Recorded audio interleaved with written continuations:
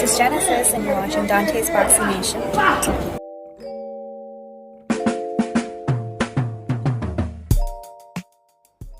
Dante's Vaccination, what's going on, guys? So Jermall Charlo, he went live to talk about a possible fight against David Benavidez. And I have to say, all the stuff that he said, it really confused me. I'm going to go ahead and play some clips of what he said, and then I'm going to give you my thoughts. Check it out, guys. Somebody tell Benavidez, call me right now. Let's set this shit up. You feel me? He's 68. We come down to 50, we'll go to 60. You know, we can go up to 68. I still put the 60 bet on the line. Like, I'm a thug, you know what I'm saying? That's fine. He want it. You want it, you can get it. You want it, you can get it.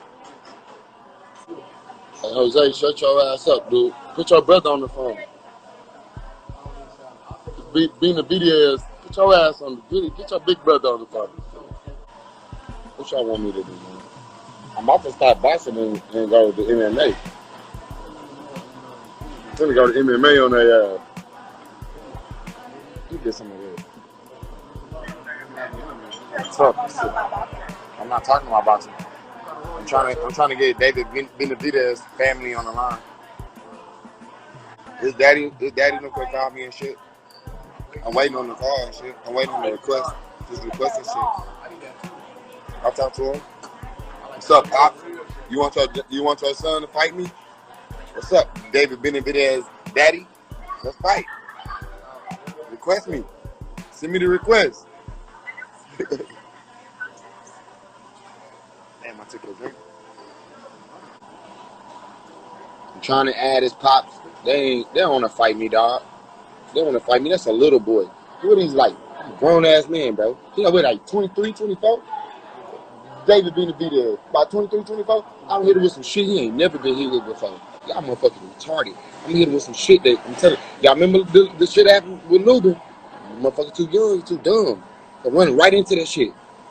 Run right into that shit. Snap his motherfucking neck.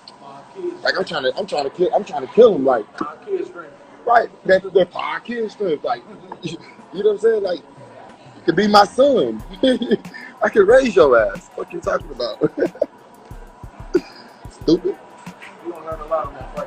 Nah, it's just like they kids, bro. I'm not fighting nobody under 25, and I'm not fighting nobody that don't take the vaccination. If you don't get the vaccination, I'm not fighting you. You have to get vaccinated for me to fight you. What you think? That's gonna fuck boxing up? Boxing already watered down.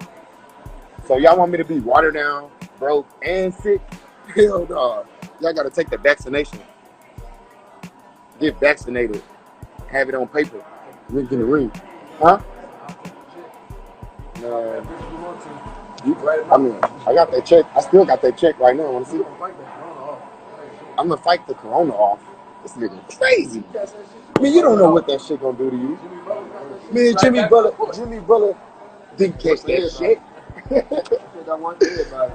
Jimmy Butler didn't catch that shit. Plus he got the NBA doctors. little lighter fluid. Yeah, y'all gonna have to get that shot before I get in the ring and then I ain't gonna lie.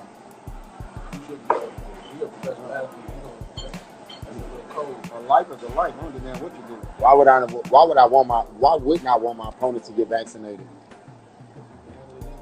If he's scared to get vaccinated, why wouldn't I want my opponent to get vaccinated? Because you don't know what the outcome of it is. What you mean the outcome of it is? You think I give a shit about him? He needs to get me. I just don't want him to. It doesn't matter. These are my opponents. My opponents should all get vaccinated. So what they gonna do the same thing to you? I'm vaccinated already. What you talking about? I already got the vaccination. He said kneecaps.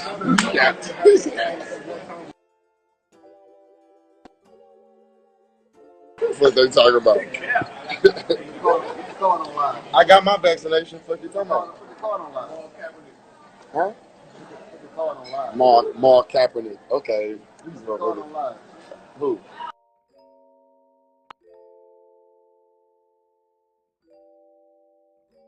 No. He online, but he calling me. That's stupid. like FaceTiming me. Why do people do shit like that? Hey, Steve. Hey, Steve. You want to know some other real shit? Can I talk to you about some real shit? Y'all know Jay Prince tried to sign me. I will leak the whole email. I swear to God. All right, Steve. You with Rap a Lot. You with Rap a Lot. Now I rap a lot.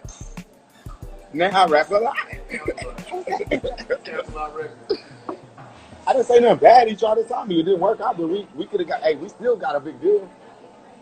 We got a major deal coming in. What you said? Global mogul. Yeah, all that. He in the clique. My homie, he grown as fuck. He in the clique. Grown ass homie, he in the clique. Mine's only ain't no clique. It's a whole organization. It's a company. It's an incorporated company. Go look it up. Mine's only ain't no clique. We ain't got no handshake. He got a handshake. Steve got a handshake. Look at him. Look at Steve Dollars. Yeah, look at him. Hey, look at him. He all right here. Steve, African. He African. He African. Nigerian brother. You call him Bill? That's weak as fuck. Right.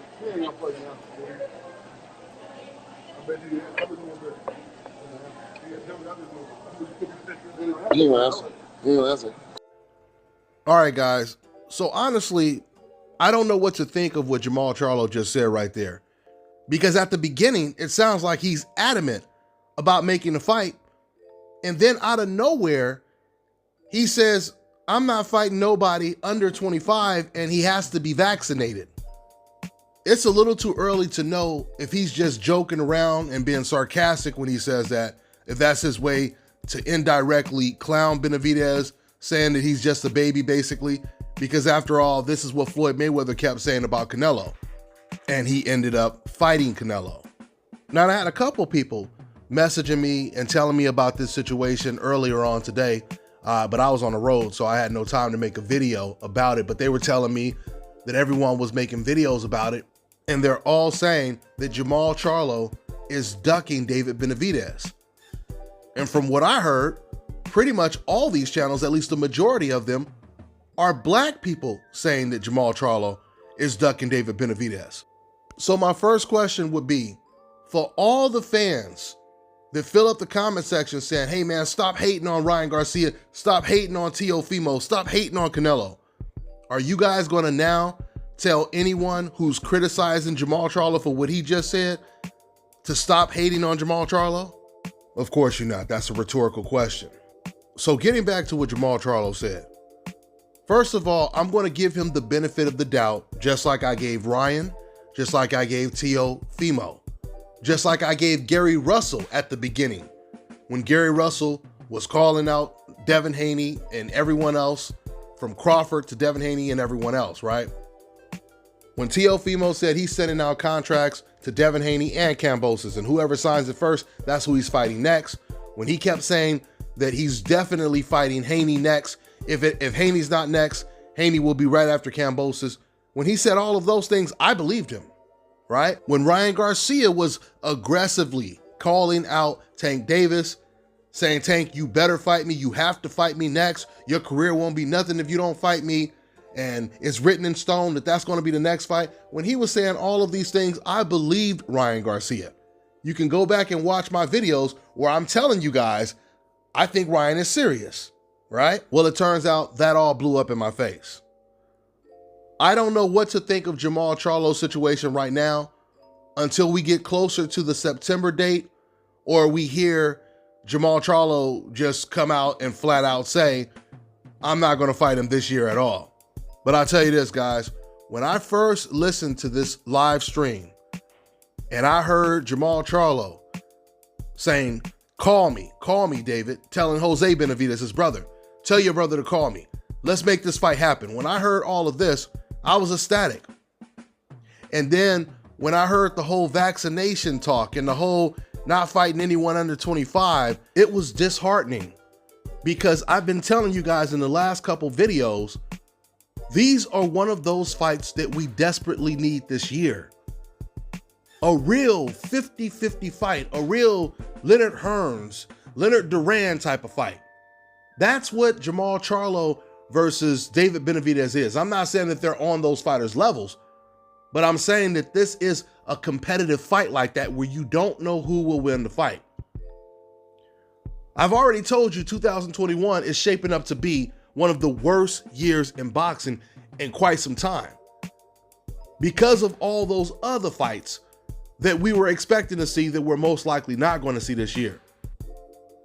So that's why when I heard Charlo start to say this stuff towards the end of this video, I said, oh boy, that doesn't sound good at all.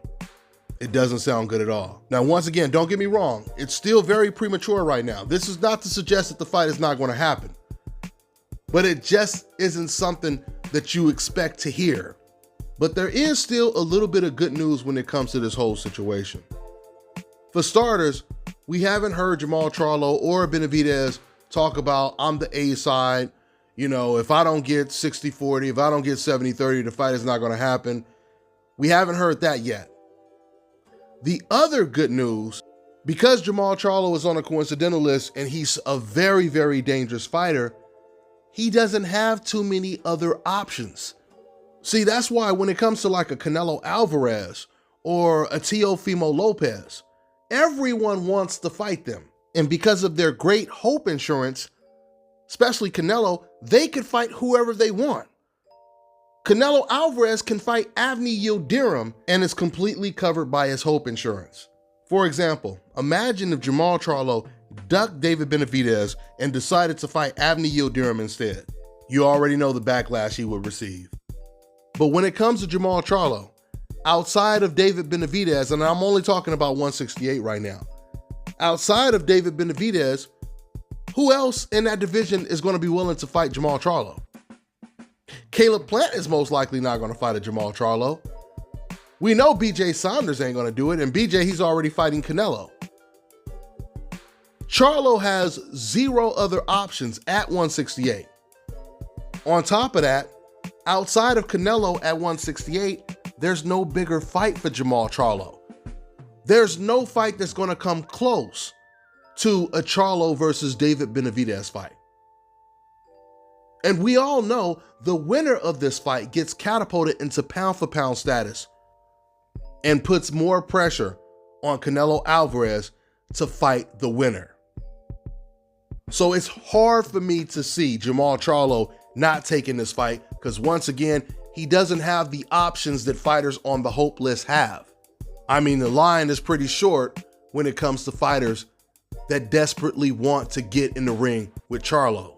There's only two guys that want to fight Charlo. That's Demetrius Andrade at 160, and that's David Benavidez at 168. There is nowhere else for Jermall to go.